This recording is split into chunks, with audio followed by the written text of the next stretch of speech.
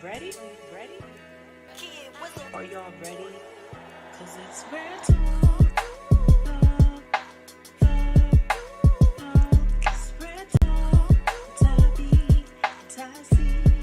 Hey, it's real talk. Rare, authentic, real experiences. Welcome, welcome, welcome. We are here with another fabulous episode of It's Rare Rare Talk. talk. Hey Yes, y'all. indeed. So we are here with co-host, Tabby. and I'm Ty C. So I am excited. We are excited, cousin. I'm going to let you introduce our special guest on today. Yes, y'all. So thank you all that are on. Listen, I don't usually do this because my mind don't be on it, but I'm going to tell y'all tonight. Y'all want to share this. You want to get your cousins, you want to get your brothers, sisters, get everybody on here tonight because we have such a special guest.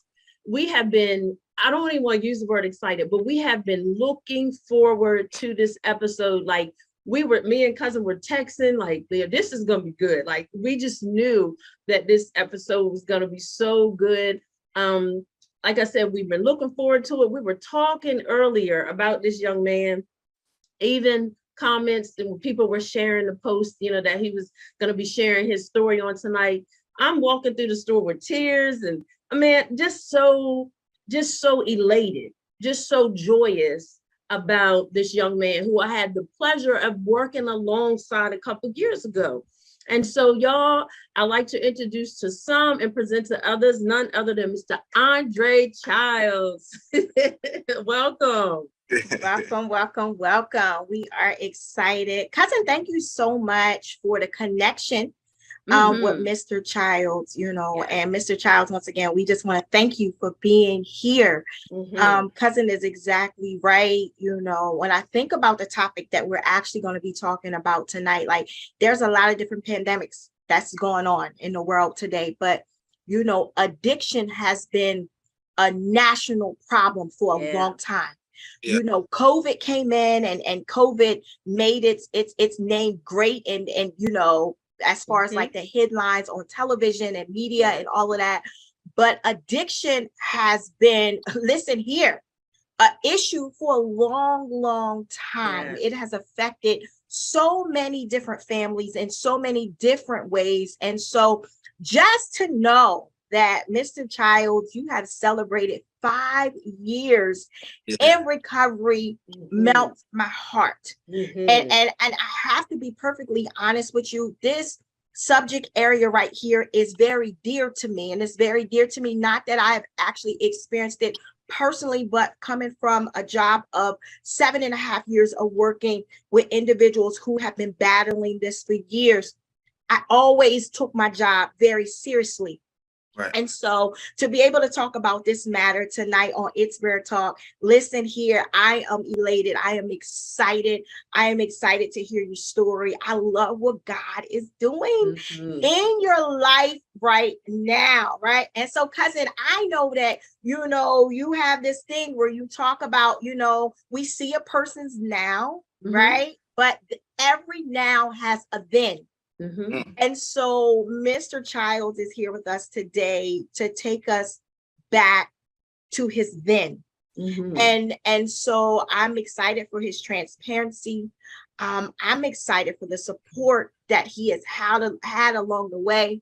Andre, that's absolutely amazing.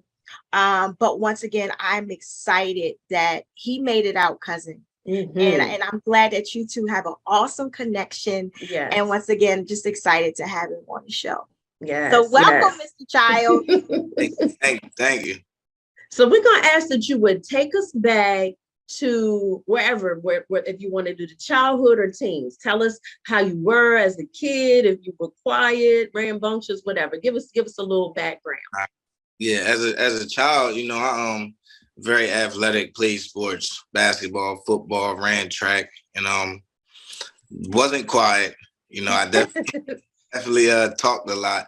But like I was thinking about it, back from 8 to 14, I was like my life was very good, playing sports, getting good grades, going to school, just doing everything I was supposed to do. And I felt like when I got to, even through high school, you know, 9th, 10th grade, 11th grade, I was real little. So like I just kind of stayed to myself a lot. Yeah. Played sports, stayed to myself because my sister, you know, she graduated in 2004, went to Hampton University, was always making honor roll, dean's list. Like, so I felt like, man, I have to stay on top of myself because like, you know, she out here like doing her thing, and things didn't end up that way. And sometimes I sit back and I ask myself, you know, maybe I didn't feel like I was good enough. You know what I'm saying? And that's maybe what transpired to send me in the wrong direction. So, you know, my childhood as a young child, everything was fine. My teenage years is when things started to take a turn. Okay. So how about senior year? Did you graduate or I graduated high school, you know, played varsity football, running back, defensive back, played basketball, and I even went to a JUCO college in Oklahoma for 2 years. And I feel like that is when I realized that maybe I might have an addiction problem. I didn't know nothing about addiction, narcotics, Alcoholics Anonymous, but I was in school and I was out like partying. You know what teenagers do, young kids do. You go to college, you party, you get up, you go to class. Well, the difference was I was partying and everybody else was getting up and going to class and I wasn't. Okay. I'm saying, so after being out there for a year and a half, I came back home to Claymont, Delaware, and that was in 2011. And that's really when I had like dibble and dabble, you know, smoking, drinking, doing some pills here and there. But when I came back from college is when my addiction really took off. Yeah. So it went to a whole nother level. Was it because you just had idle time? Do you feel like, so you didn't finish? You went to JUCO for a year and a half, but you didn't finish. You came back.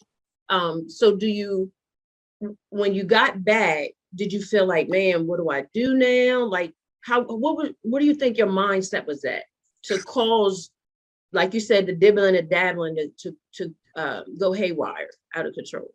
You know, a lot of the people I graduated with and family members, everybody went to college, graduated, you know, got a degree, or if not got a degree, like had a career. And I felt like I came back to my hometown and I just was in the mindset as like, what's next? Yeah. And a lot of the people that I hung around were, you know, they would have a job, but they also was, you know, in the streets selling drugs and getting high. And, you know, they say, you are who you hang around. If you hang around 9 people that's doing drugs and selling drugs, and you the 10th person, it's probably what you're going to end up doing. And that's just where it started. I would work here and there, but a lot of my homeboys from back home, man, like they got high.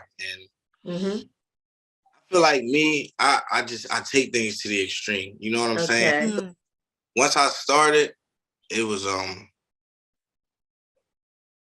all she wrote. And like I said, when we get to like now, you know, because you know, once you get into a program, Narcotics Anonymous, you start to do like step work and like answer about yourself. Because back then I didn't know my reason of why I chose to pick up drugs. You know, I also didn't know I was a drug addict. So if I knew now what I knew back then, I mean, I don't know if I would have, but I'm grateful that I went through what I went through because it made me who I am today. Absolutely. I love that. You just said a lot. Right there in what you just said. Like, you said, I didn't know I was an addict. Because a lot of times when we in the midst of something, it's a couple of things: denial, or not just wanting to associate ourselves with something that has such a strong, you know what I mean, look to it, you know. But you said, I didn't realize I was an addict, you know. So let me ask you a question. If you don't mind sharing, what was your gateway drug? What was that first drug that led? Because you said, listen, I take things to the extreme, right? And I've heard a lot of people saying that from working in this field, you know, with other individuals. I've heard that, you know. So what was that first drug that took you into that place of, my God? Yeah. All right. So the first drug I ever did, right? Marijuana, smoking weed, drinking. But I would do, Xanax or perks here and there. But the first time I did opiates, like I sniffed a bag of dope, it gave me a whole different feeling. And I feel like from the first time I touched that drug is when I said to myself, like, this can get dangerous very quick. But in my mind, right, I'm telling myself that like I'm not like these addicts that walk around here and can't work and don't have no money and don't care about how they dress. I was telling myself like that's not me. So if I want to do this, I'll be able to do this and live a normal life. It didn't work out that way. Yeah. I was going to ask you exactly what we think so much alike, but on to the next question. So were you able to keep it from your family, or when did they find out? So for a while, I hid it from my family, but like my mom is, I'm a mama's boy. That's my dog, that's my rider, that's my my best friend. And I would come in the house some nights and she would see me and she would ask me like, what's wrong with you? I'm just tired. And but my drug use progressed from sniffing dope to like using needles. I shared about this on my anniversary. One specific time, man, I had left some needles in my closet. And my mom, she knew something was going on with me. She knows me. I walk in the house, eyes bloodshot, or my pupils all pinned. She knows something's going on. And she looked through my closet and she found a pack of needles. And she said to me, "We got to figure something out." Because my mom, she's like, "I'm not going to let you die in these streets from using drugs." And it got to a point though that like even when my mom knew and my dad knew and my sister knew, like it didn't matter because now I'm all in. You know what I'm saying? No matter who knows, no matter what people think, I don't care about keeping a job. I don't care what my family thinks. Like I'm in the midst of active addiction. Like I'm all in. Yeah. So it doesn't matter to me. Family events, going to birthday parties, Thanksgiving, Christmas. I'm going in there high at the table, nodding out, falling asleep, and just not caring. So let's talk about that right there, cousin. I want to, because I feel like a lot of times, and after having conversations with different parents of individuals who are active in addiction or struggling with addiction, sometimes if you have never walked that pathway, you don't know what to expect. You don't know what to think. You know what I mean? All you know is that you see your loved one in a situation that's not good, right? Yeah. And so I heard him say, listen, at that point in my life, all I cared about was my addiction, right? And it's because that disease takes over, right? And so that person that they actually seen come into the dinner table and things like that, it was taken over by a different force. Yeah. Yes. Right. And that thing, I heard what you say. You was like, in the beginning, when I took on the heavy stuff, the opiates or whatever, I knew that it could become dangerous. I heard about it, you know what I'm saying? But in my mind, because right at that point, it hadn't taken over your mind. In your mind, I got control over this. Yeah. Right? That's what a lot of people actually believe, that they got control over it. You know what I mean? Not realizing that thing right there, man, that's a demon all by itself. All by itself. Yeah, that thing, it's coming to take over everything. And before you know it, the individual is out of control with it, right? And so here you are, you're showing up. You still showing up, but you showing up with something riding your back. Right. Yeah. Wow. I was going to ask too, were you working? Were you still functioning like with a job, or was you just like getting your money in the street or whatever? I was working. I would have a job here and there, Okay. I used to work with my uncle cleaning like Wawa floors, and then I worked at Bellevue State Park. Worked there for about 4 months, got fired. Worked at Stanley's, a restaurant. Worked there for about 7 months, got fired. I would have a job, but I could never keep a job because if I woke up one day and I didn't have no drugs, there was no way I was going to work. And if I did go to work, I would try to find a way to either leave work and go use, leave work and go find some money, steal some money and go use. It was just, I couldn't keep a job if I didn't have drugs. I couldn't do nothing in life. But like she was saying, it was really a demon that took over my body.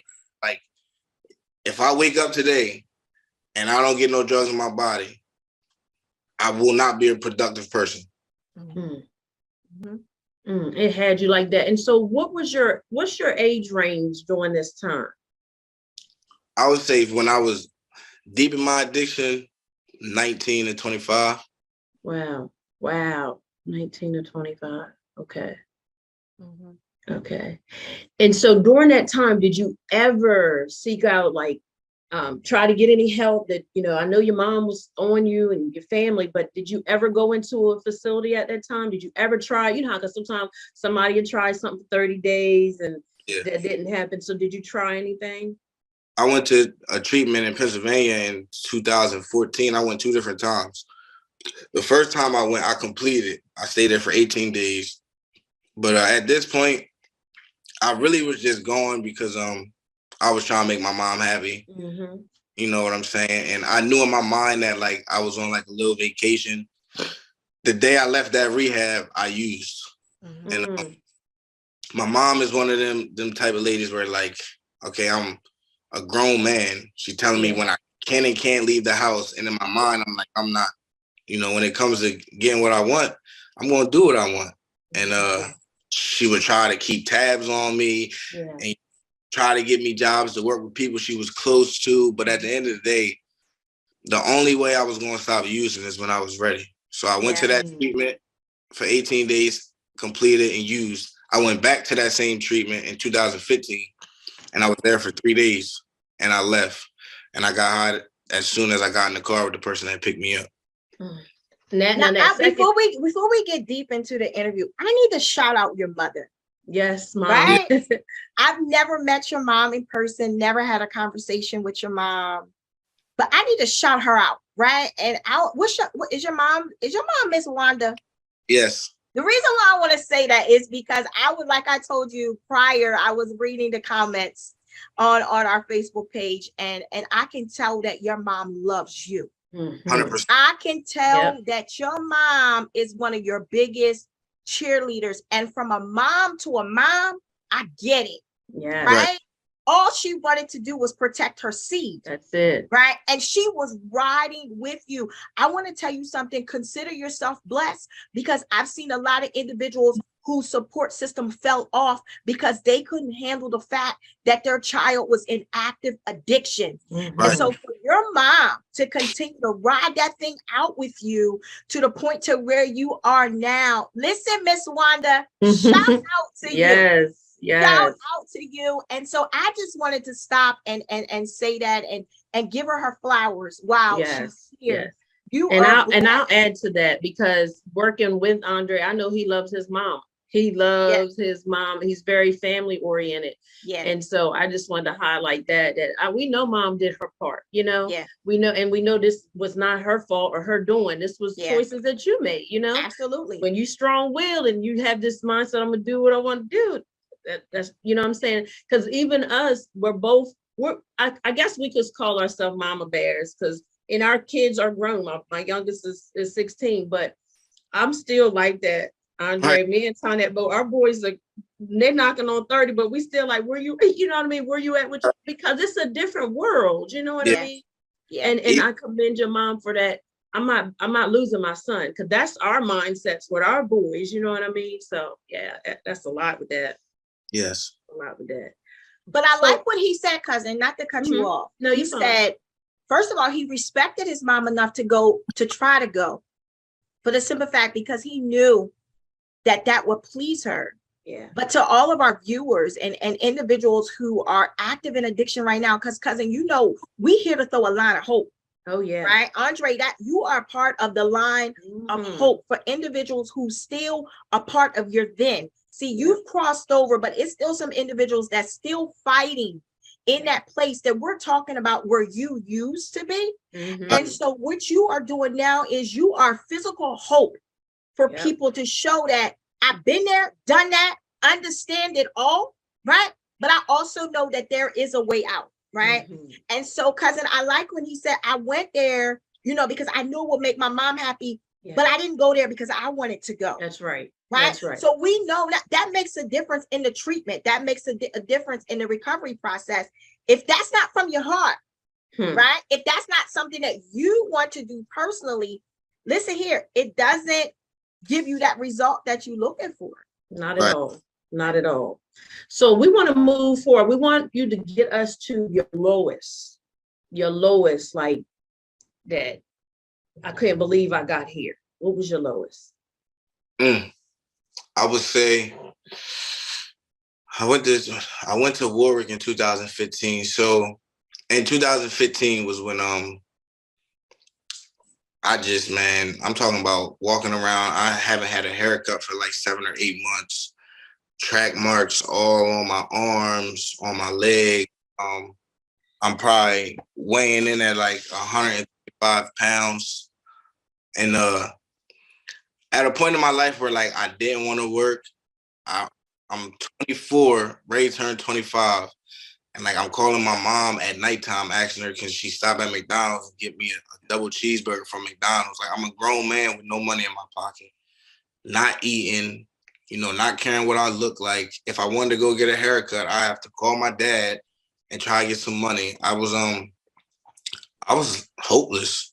Like I'm talking about down bad, man. And at that time and point, like I didn't really have no hope. Like if I'm being honest, it was times when like I would stick a needle in my arm and like I would hope, maybe maybe this will be it, because I'm tired of suffering and I don't know how to get clean. I went to treatment, that didn't work, and I was okay at 24 years old. That like, man, I'll probably die before I'm 25 as a drug addict, and I'm all right with that. But in all reality, I really wasn't okay with that. I was just so far gone in active addiction that I just didn't want to live no more. Jesus. Jesus. The battle became that severe. Yeah. And I believe what you are saying, you gotta excuse me, because man, this topic makes me emotional, because I want to see people win. I want to see people free, and I want to see people healed. And I believe what you just said is what a lot of people feel on the inside. Yeah. You're speaking, you are able to verbalize now what so many people really want to say. Yes. Right? But you said, I'm saying this, but this is not, there's another part of me saying that I do want to live, but I can't kick this thing. Yeah. This thing is too heavy. This thing has overtaken me. This thing has taken me to my lowest point of just not caring. Yeah. Right? And so here we are. That is a very low point. Yeah. Yeah. And cousin called me before the show started. And she said to me, I'm going to wear a shirt that speaks something inspirational, because when I think of this young man, that's what I think about. And I said to her, there's a call on his life. Yes. And we're talking about right now where you were at your lowest point. We come to encourage somebody on the day. That's good. You said I was at my lowest point where you say I'm done. Right? Cousin's shirt says, long story short. God saved my life. God saved my life. Yeah. I have many inspirational shirts. But when I was thinking about what shirt I was going to wear on the show, when I was thinking about the show all day long, if I could show you the dialogue between me and my cousin texting about this show, all I could think about was this word right here for your life. Purpose. Yes. Purpose. Yes. Your life is purposed. Yes. That's what your mind was saying, but God had another plan for your life. And so here we are at this point right here, and you're saying, I don't want to. What was the turning point? Where did this shift come in at? I was sitting in my kitchen with my mom and my sister on Easter 2015. And we had Easter dinner, just me, my mom, my sister, and my nephew. And I remember, man, my sister sitting at the table, like she's also one. You know, my mom, my whole family supports me very. But this particular moment, it was me, my mom, and my sister sitting in my mom's kitchen, and I just remember like my sister just crying and asking me like, "Why can't you stop?" She's like, "I don't understand. Why do you have to live like this? Like, why can't you do something different? You've been to treatment, it hasn't worked.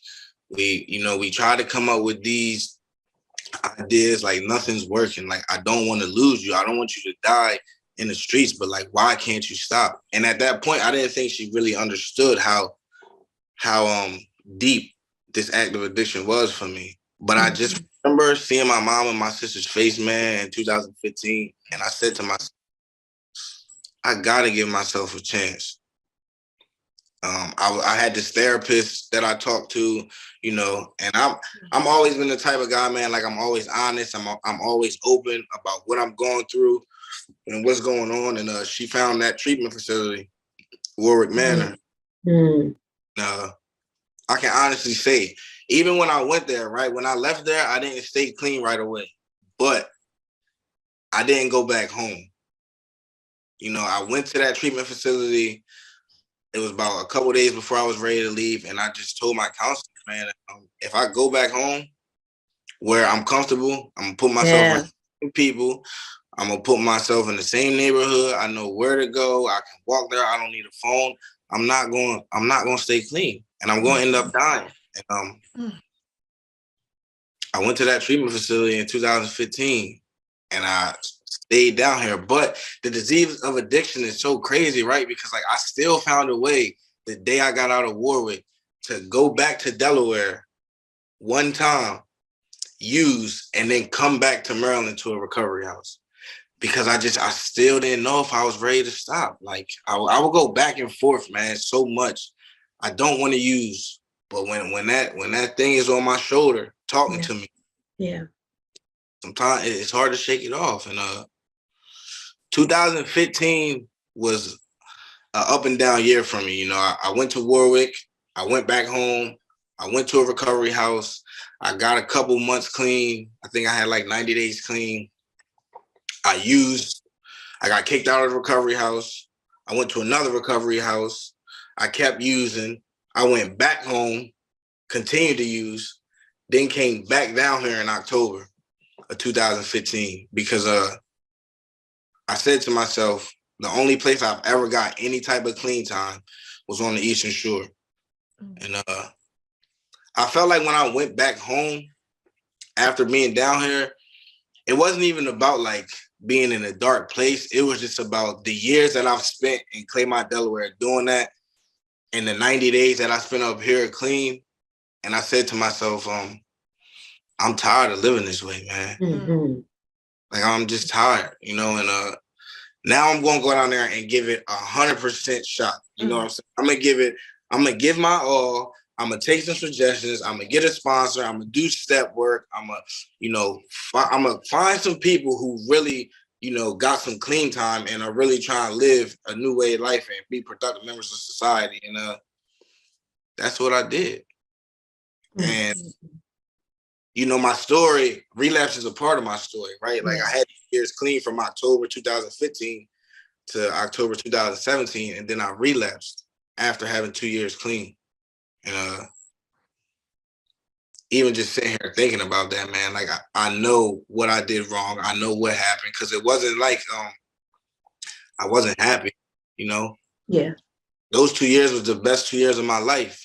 But for me, when I started dealing with somebody back home, and I like kind of like disconnected myself from the program of Narcotics Anonymous, from my the people in my recovery house, my sponsor, my sponsees, and I started hanging back around with the same dudes I hung with when I was in active addiction.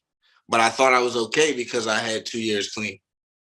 And let me tell you something. Listening to you makes me think about how powerful the mind is, right? But then you still had the drugs that's affecting the mindset all the more. You know, they always say a mind is a terrible thing to waste, but the mind is very powerful. That mind have us doing all kind of stuff. But I commend you sharing that part, because a lot of times you know, we can miss detail, and you just shared some detail right there. And like cousin said, we just appreciate your transparency so much. And we definitely believe that you're helping some people. I want to share something with you that I realized about the word recovery, because we hear it, but a lot of times people just think what people have their own, you know, definition of what recovery is. But this is what I found out about recovery. It's about the get back. That's in Latin, that's what it is. It's get back. It's getting back and getting back what we lost. Now, my struggles weren't your struggles. I don't have your story, but I definitely had some things that I had to recover from. So I had to get myself back together, my mind, you know, healing, all that stuff. Everybody has a different journey, and this one just happened to be yours. But I think about how, you know, you persevered, you know, even when you didn't know what that was going to look like, you know, and you could have just quit and gave in. But, and as cousin said earlier, God had a plan. Even when you thought that needle, one of them last needles was going to be it, God said, not so. See, when he has a plan, it doesn't even matter what the enemy does. It won't work. It'll form. It might even manifest, but it doesn't mean it's when God has when you're sealed, like when you're chosen for such a time as this, the enemy he can only do so much. But just the fact that you kept persevering, and guess what? God knew all along that heart. He knew your mind was doing its own thing, but he knew deep down you really didn't want to die. Like you thought you did, but inside you really didn't want to go out like that. Nah, you didn't want to go out like that. And so I'm just so grateful to God that I was able to, you know, work alongside you. So we're gonna move into, you know. Hold on 1 second, cousin. I just want to share one. I listened because words mattered. Yes. I listened to him say, I went to rehab because of my mom. Mm-hmm. And then I got to a low place. And then I heard my mom and my sister. I heard. Then I heard him say he got to talk with himself. Yes.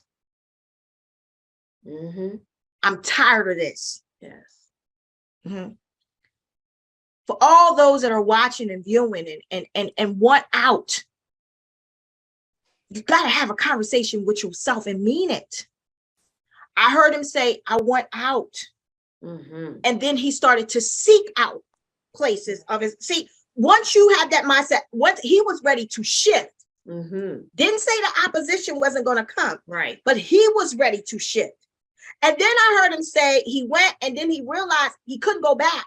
To the same. He was able to identify some triggers, yes. some red flags. I can't go back home. If that place is not safe for me. It's true that you really do have to change people. You do, places and things. Yeah. It's necessary for survival. Very. Right? He wasn't strong enough to go back to those places yet. And now he's starting to admit some things to himself. Mm-hmm. Now he's realizing he's now talking to the man who he sees in the mirror. Yeah. Right? And now we're starting to see results. Yes. Did he fall? Yeah, he fell. Mm-hmm. But he was able to say, okay, wait, I see why that happened. No longer making excuses. That's right. All right. But so he was trying to find solutions then. That's basically, it was the like mindset has shifted. That's right. You got to shift the mindset. It's important to shift the mindset. Yep. Right? Until you shift your mindset, it don't matter what nobody say. Mm-hmm. That's it. And also another thing is the shifting of the mindset allowed room for God to move. Yeah. See, I believe there's a lot of people that addiction, and Andre, you can, you know, comment on it. There's a lot of people that addiction has took out of here. Oh, yes. Yeah. A lot of individuals have died, unfortunately, from overdose. Mm-hmm. It's happened. It's true. I believe God had a plan for all of their lives. That's right. Come on now. There's a plan for everybody's life. But listen, he can't work where we don't give him room to work. Mm-hmm. When you shifted your mindset, because what you don't understand is, listen here, there was a word that was spoken over your life. Yes. And I'm assuming from reading a message, right? The mom commented and said, I'm so proud of you, son. And then there was a pastor who commented last night. I'm reading these text messages, and I'm telling you right now, Andre, my spirit was jumping. Yes. There was a pastor who then commented and said that she was proud of you. I don't know this pastor. She said that she was proud of you And she said that the Lord is going to do great things in your life. And she told your mother that she was proud of you and she hasn't seen nothing yet. Your mom came back and spoke the words that you spoke over his life. Yes. I need you to hear what I'm saying. This is why I know you have purpose. This is why I know God saved your life. There were some words that were spoken over your life. Your mother said the words that were spoken over your life helped her during the most difficult times of your life. There was a word, right? And so what happened is when your mind shifted, now you have given God room to work. Yes. And every word that has been prophesied over your life, as long as you give God room to work, I want you to hear what I'm saying, young man, because I believe the world ain't seen nothing yet. Everything that you went through, it was for your good. And that's what you're going to help somebody else. But everything that has been spoken over your life, as long as you give God room to work, he can work. You ain't seen nothing yet.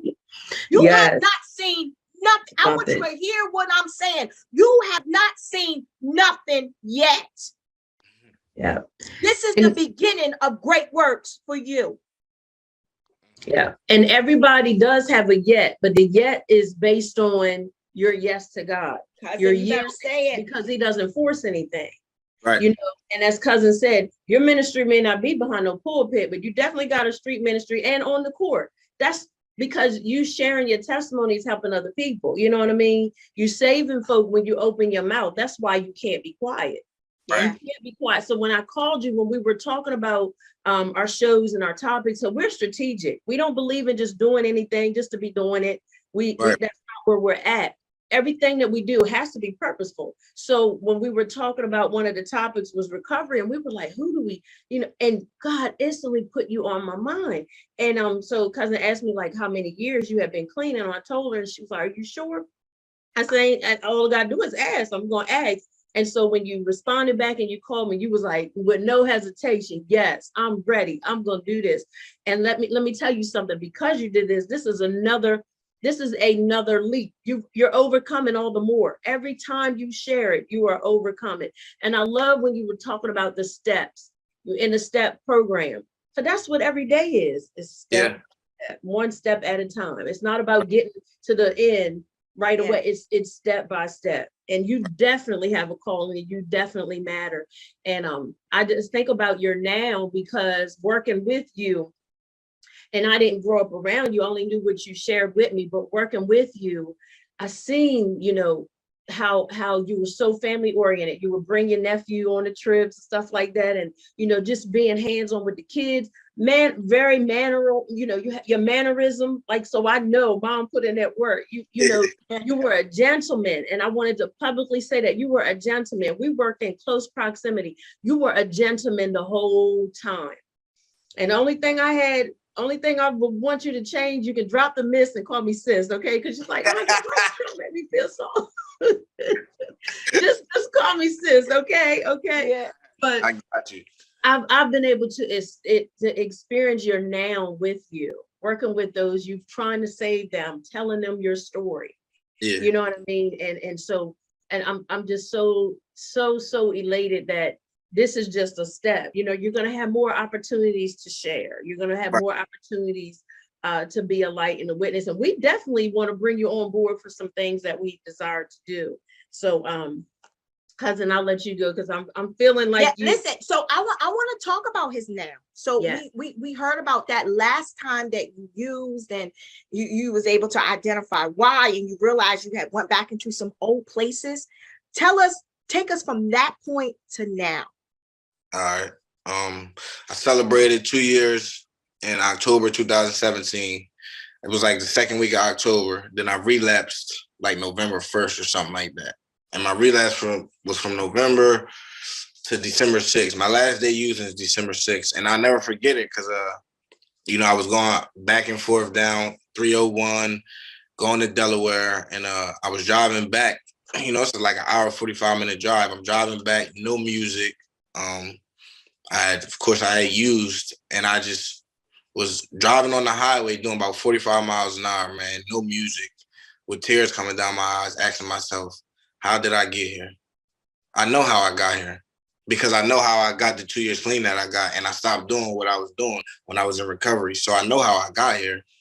And I picked up the phone, I called my sponsor, and I'm like, man, listen, I'm driving back to Maryland. I need to move back in the recovery house. I give you my phone, I give you my car keys, I give you my wallet, I give you everything I got.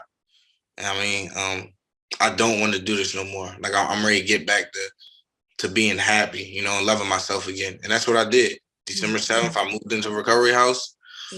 That was in 2017. I've been clean ever since. And I came back with the same intentions, man, of like going to meetings, going to IOP, getting a sponsor, doing step work, reading literature, reaching out.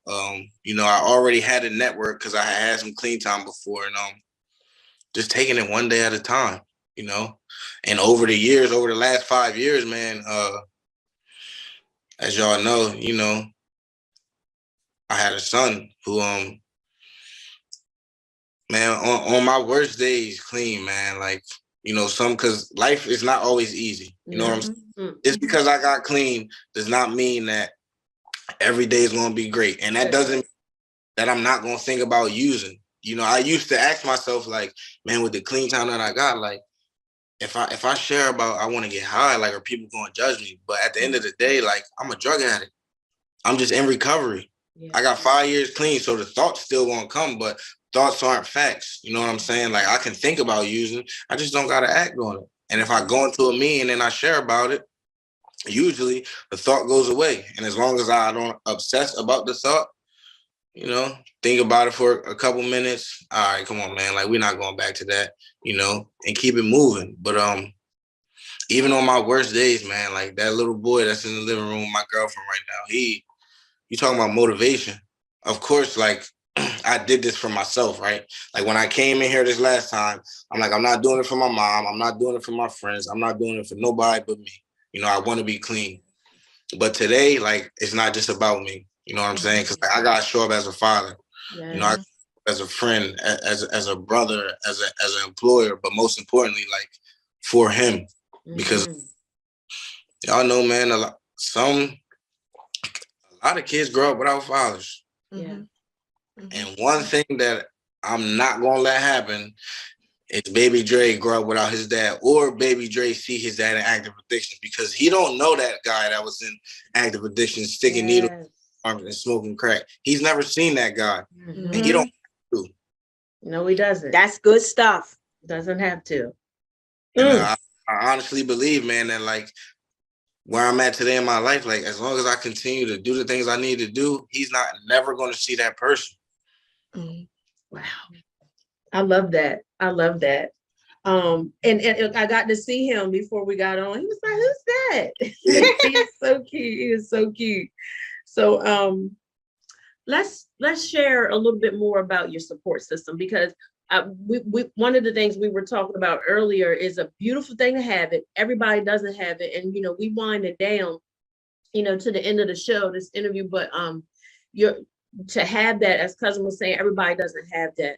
How does that make you feel? How does that make you feel? Makes me just feel loved, you know, and it also reminds me that, like, the things that my mind was telling me when I was in active addiction wasn't true.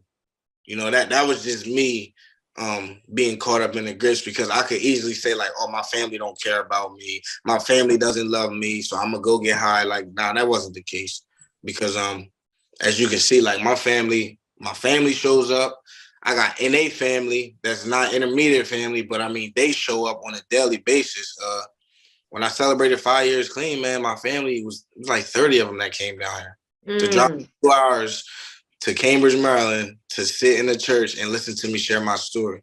Wow. And I truly believe that if it wasn't for my Narcotics Anonymous network, man, like, the guys in my network who I can get vulnerable with, it's been multiple dudes that I'm talking about, I've like real tears cried on their shoulders, or vice versa. And, you know, as men growing up or coming in Narcotics Anonymous, we got this mask on that, like, oh, we can't get vulnerable with another dude. We can't cry to, you know, they'll think we're soft, but like all that, for me, that was just a mask, man. Today, like, all my homeboys in Narcotics Anonymous to tell you that I go in the meeting, I share with them, I share in the meeting, I cry on their shoulders, I cry in the meeting, because like at the end of the day, I'm willing to do whatever it takes to get another day clean. Yeah. Yeah. Yeah. One day at a time, man. That's all we're required to do. That's it. When we try to live more than one day at a time, that's too much. Yeah. That's all. It's too weighty. It's too heavy. Even for those who are not struggling with addiction, all we are required to do is live one day at a time. That's it. One day at a time. And so just know, we encourage all of our listeners, just know if you have that support system, reach out to them. You know what I mean? You don't have to be islands. Yeah. I said, pick the phone up, call somebody. Exactly. You know, a lot of times people suffer in silence by choice, or pride gets in the way. And I'm glad that you even shared about, men can cry, because when you don't shed tears, that keeps you prideful. But God is closest to those that are of a contrite spirit, a broken heart. That's what God, because that's saying, okay, I can get in. It's like breaking up that fallow ground of the heart. God can really get in. And that's all he wants. That's what he wants for all of us, just to be able to come in and love on us and show us that we have purpose. He has need of us. And so we're so, again, elated that you shared this time with us, and all those that, are on here. Anything you want to say that we didn't add, anything you want to share to any of those that are listening right now, or may come back and see this later? Anything you want to say, you have that liberty to do so. Just want to let everybody know it's possible, man. I say that because when I was in my active addiction, I didn't think I could get a day clean. And like today, I sit here with 5 years. So if I can do it, anybody can. You just gotta open up. You gotta get vulnerable. You gotta call somebody. You gotta ask for help. Because the longer you stay quiet, the worse it's gonna get. And I'm saying that with experience, because there were so many times, man, where I wanted to reach out for help, or I wanted to cry out for help, but I didn't want to be judged, or I didn't want to be called a dope fiend or a crackhead or a junkie. But at the end of the day, like, my pride was getting in the way. Because if I would have reached out earlier, thankfully, I'm glad I went through what I went through. But because like you said, there's a lot of people out here dying who didn't reach out. I don't know, I'm ready to bring my son in here real quick. Okay. I want you to bring your son in. And I want to share this with you before you go get your son. I heard you say, I'm just a drug addict in recovery. Right? That's not who you are. Yeah.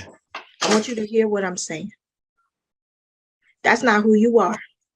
That's who you used to be. Right. From this day forward, every word that you speak out of your mouth over you, speak something different. Yes. Right. You are a man of God with purpose. Right. With a story to tell, who shall live and not die. Right. And declare the works of the Lord. Now, no, speak something that's who you used to be. Right. I got a lot of stuff I used to be too. Yeah. Right. But when I speak of myself now, I speak something different. Right. And so that's what I want you to do. I'm excited for your future. I'm happy for you. Yes. I'm happy for you. I'm proud of you. Thank you. I know this won't be the last time that I hear your name. No. But let us see who makes you proud. Let us see. This is awesome. This was awesome. Let us see. Look, we see the smile on his face already. Let us see. Hey. Absolutely handsome. Hey, little Dre. Hey.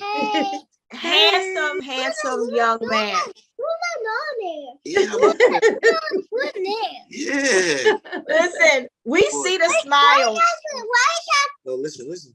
We see the smile that he actually puts on your face. Continue to be that great father. Continue to make memories with him. Right? Remember what you said. What he don't know, he don't have to know. It's a fact. You continue to make life great for you and him. Hi, little Andre. How are you doing? Nice to meet you, sir. Nice to meet you. It's here. He be talking. Here. Hmm?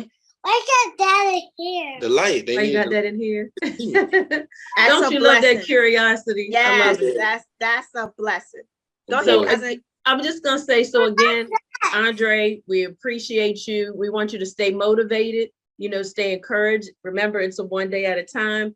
And when you said something to the viewers about reaching out, anybody that's struggling, because when we hungry, a closed mouth don't get fed. So when we hungry, we're gonna open up our mouth and say something. So if we want something different, we do need to open up our mouths and just ask for help. Let's get that pride out of the way. So Right. again, thank you. We appreciate you. We want you to enjoy this holiday time. Love on your family. Tell your mom we said hello, because next year, Lord willing, when we host our live recording, we want you in the place. We want you to bring Absolutely. your family. We're Okay. gonna have some things for you, so we will give you details. But reach out if you ever need us. We appreciate you so much. Absolutely. Until next time, y'all. It's Rare Talk. Hit us up at itsraretalk@gmail.com. Follow us, share. Y'all share this. This was so good. This was so good. Until next time. I truly appreciate y'all. Absolutely. Listen here. Keep doing it, man. I got you. Keep doing it. Keep doing that. Proud of you. Until next time, it's Rare Talk, y'all, where everything is rare, authentic, real experiences. We are so grateful for the interview with Andre Childs. Until next time. That's what it is, y'all. Be blessed. All right. Ready? Are y'all ready? Cause it's Rare Talk. It's Rare Talk. Tabby, Tassie. Hey, it's Rare Talk. Rare, authentic, real experiences. That's what it is.